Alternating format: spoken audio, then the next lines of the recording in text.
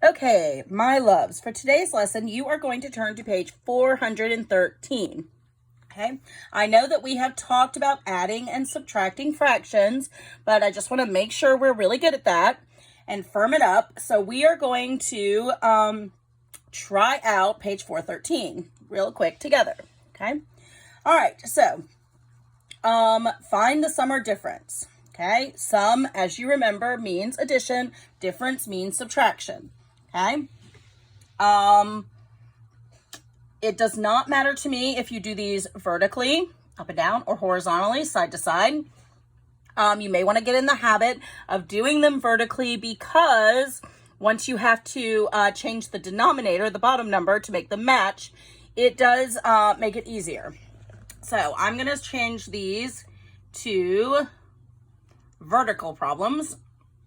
Again, I do not mind. Do it whichever way you are most comfortable with. All right.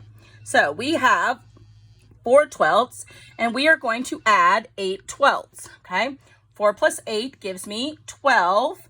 Your denominator is the same, so it stays at 12. And what is 12 out of 12 pieces?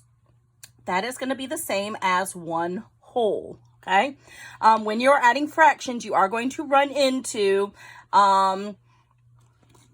situations where most of the time you're going to have to probably change things or tip them over. As we've been doing, this should be a review. Y'all were doing really well with this when we taught it the first time. Okay. All right, so let's look at our next one. Our next one is 3/6, and we are subtracting 1/6. As you can see, there is a drawing underneath it if you need help to see this. Okay. All right, so we have 3. We're taking away 1. 3 minus 1 is a pretty simple 2/6. Okay. As always try to make it the smallest terms possible. In this case, what will go into both 2 and 6? They can both be divided by 2. So 2 divided by 2 gives you 1, and 6 divided by 2 gives you 3. So the answer to this one would be 1/3. Okay. Lost my top there for a second. Okay.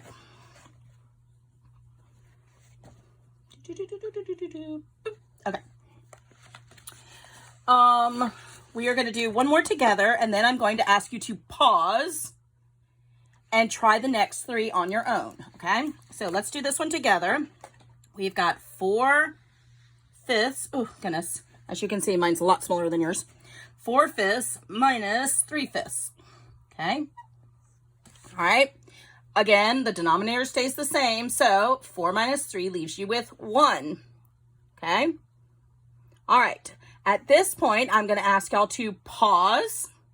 Okay. That's the little one with the parallel lines. And try the next 3 problems on your own. Okay. I'm going to erase this. Then I'm going to give you a lead in. Ready? You could start it again when I hit the 0. Okay.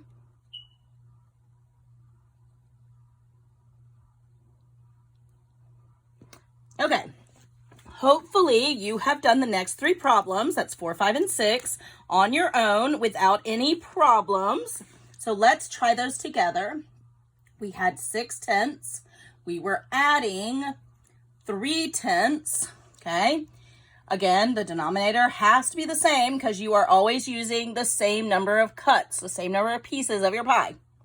6 plus 3 gives me 9. Hopefully everybody got 9/10. Okay. Now, the next one is a little bit more difficult. We've talked about it before, but I hope that you remembered our discussion from previous discussions. Okay. We have 1, and we are subtracting 3/8. Okay. Now, remember how I said it's easier if you write these vertically for if you have to change things. This is when you're going to have to change things. Okay. So you're going to look at this and you're going to say, how many pieces am I cutting this into? We are cutting it into 8 pieces. In order to be able to subtract, you're going to have to change this whole number into 8 pieces. So if you have a whole pie, how many pieces do you have? You're going to have 8 out of those 8 pieces, right? So now that we've changed our whole number to a fraction, we can subtract. 8 minus 3 leaves me with 5/8. Okay. Hope everybody got that. If not, please make sure, if you feel like you need to see that a few more times, make a comment. I will make you another video. I am happy to help, okay? All right, and the last one that you were supposed to try on your own was 1/4 plus 2/4, okay?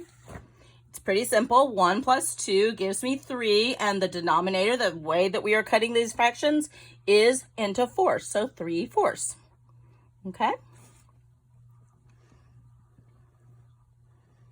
All right, so we have a word problem. Oh, I know, word problems. Y'all are actually pretty good at them. You just need to slow down and read them carefully. All right, so this one says we are going to use the table on the side. Oop, there we go. For both questions 7 and 8. All right, Guy finds how far his house is from several locations and makes the table that is on the side of your page. How much farther away from Guy's house is the library than the cafe? Well, first we have to figure out the library. Where's the library? It is 9/10 of a mile. Okay. The cafe is 4/10 of a mile. And he asked how much further. Okay. When you're asking something like that, that's going to be a subtraction problem. Okay. So 9 minus 4 leaves me with 5. The distance we are breaking it up into is tenths.